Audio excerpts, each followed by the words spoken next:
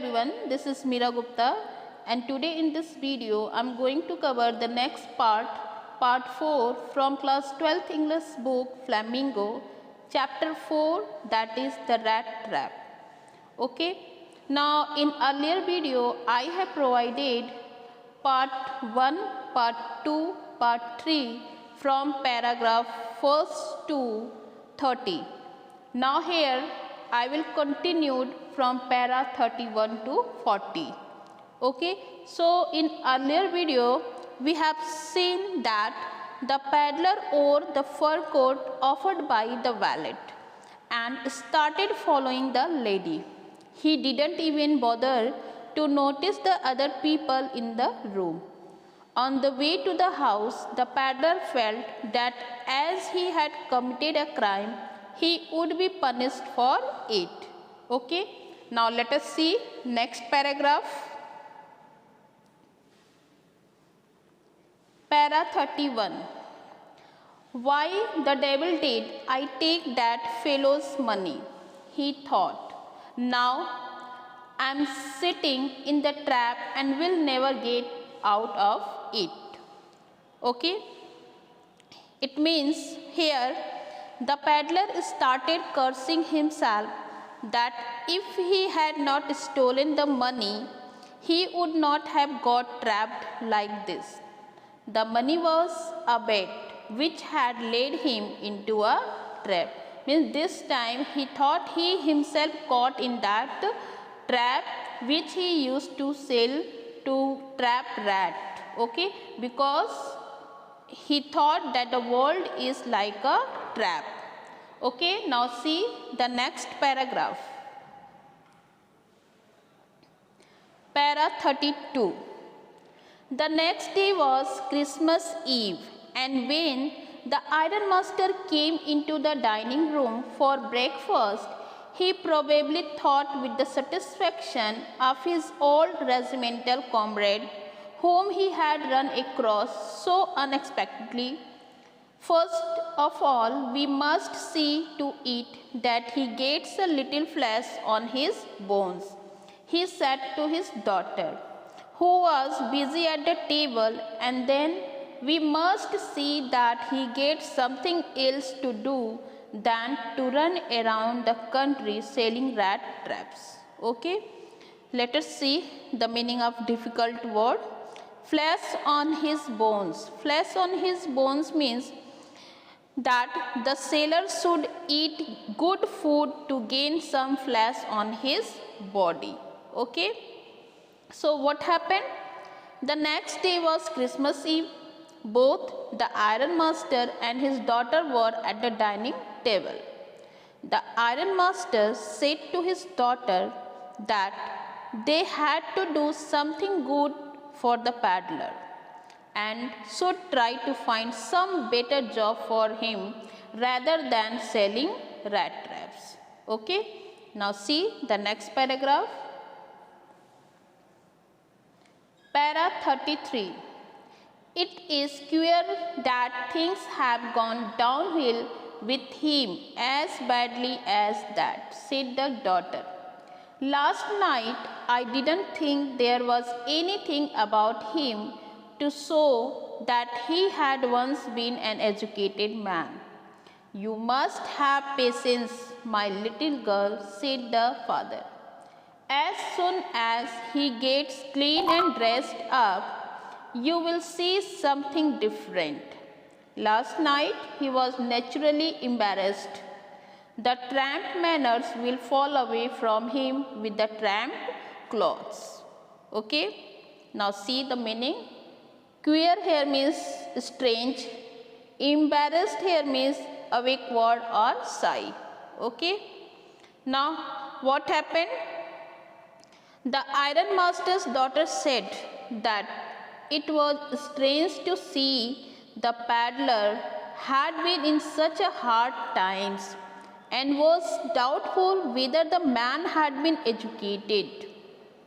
Hearing this, the ironmaster clarified, means his father clarified that it was due to his bad condition. Means due to his bad condition, he seems to be not educated. He also added that the man would have behaved differently after getting clean and dressed up. Means when he will clean up himself, he will be a changed man. Okay. Now see the next paragraph. Para 34.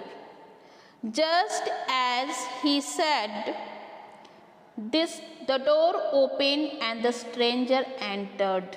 Yes, now he was truly clean and well dressed. The valet had bathed him, cut his hair, and shaved him. Moreover, he was dressed in a good-looking suit of clothes which belonged to the iron master. He wore a white shirt and a starched collar and whole shoes. Okay. Now see the difficult meaning. Starched collar. Starched collar here means starch is the stuff that makes shirt collar look crisp and fresh. Okay. Whole shoes here means proper fitted shoes. Okay. Now see the explanation. While both father and daughter were discussing about the peddler and his condition, the peddler entered the room with the valet. He was looking clean as he had bathed, and his hair had been cut by the valet.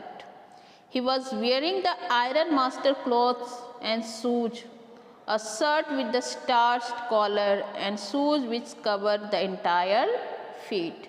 Means now he is totally changed person.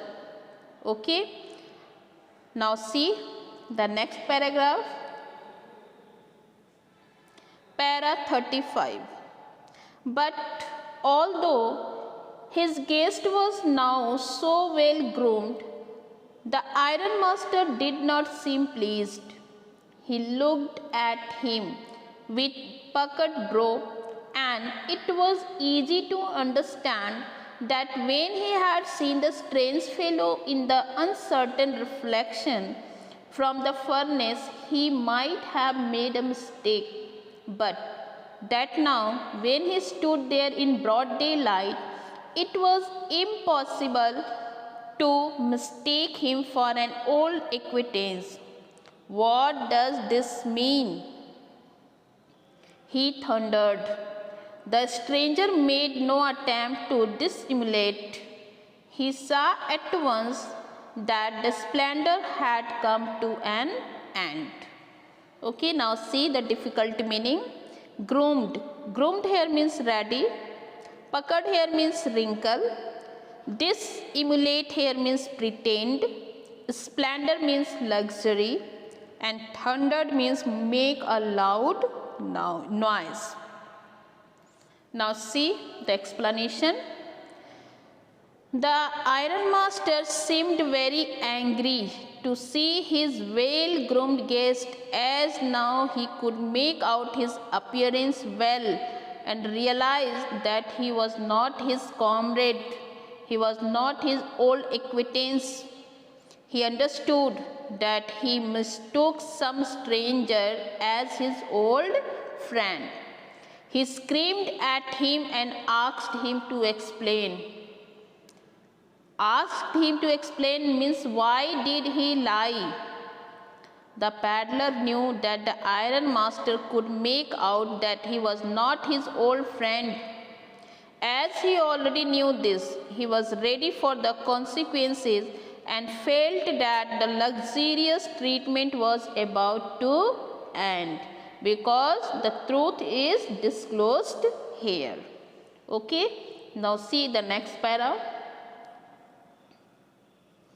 Para 36. It is not my fault, sir, he said.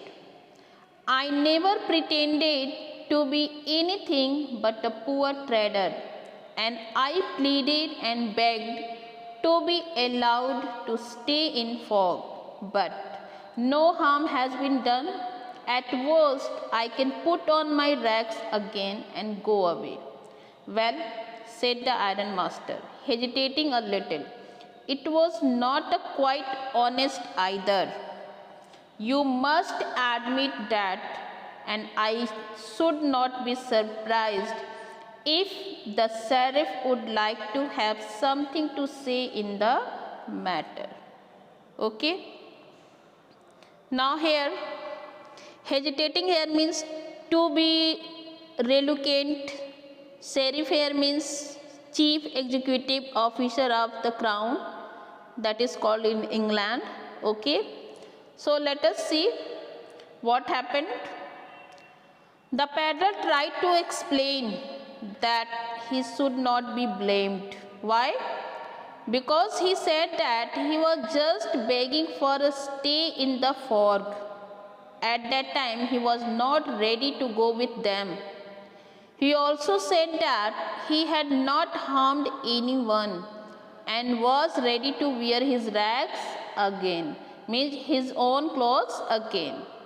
To this the ironmaster hesitated and said that the peddler had not been quite honest too. Means if he didn't lie, he also not honest at that moment. He wanted to call the sheriff. Okay, he wanted to call the executive officer. Now see the next para. Para 37. The tramp took a step forward and struck the table with his fist. Now I am going to tell you, Mr. Ironmaster, how things are, he said. This whole world is nothing but a big rat trap. All the good things that are offered to you are nothing but cheese, rinds and bits of pork, set out to drag a poor fellow into trouble. And if the sheriff comes now and locks me up for this, then you, Mr. Ironmaster, must remember that a day may come when you yourself may want to get a big piece of pork, and then you will get caught in the trap. Okay, fist here means a person's hand bent. Okay, now listen the explanation. Hearing these all things, the rat trap seller gets so enraged upon hearing about the sheriff that he struck the table very hard with his fist. He said that this world is a rat trap, and all the good things are bait just like the rinds of cheese and small pieces of pork are a bait for the rat which are offered to trap it. Not only this, he also pointed out to the ironmaster that he may today be imprisoned by the sheriff, by the police, but one day the ironmaster will also get trapped like this. Why? Because the world itself is a trap. Okay? Now see the next part. Para 38. The ironmaster began to laugh. That was not so badly said, my good fellow. Perhaps we should let the sheriff alone on Christmas Eve. But now get out here as fast as you can. Now hearing the peddler, the ironmaster started laughing. Okay? And he didn't like the peddler words and decided not to call the sheriff. He asked the peddler to leave at once the home. Okay, means he decided to throw the peddler out of the home. Now see the next para. Para 39.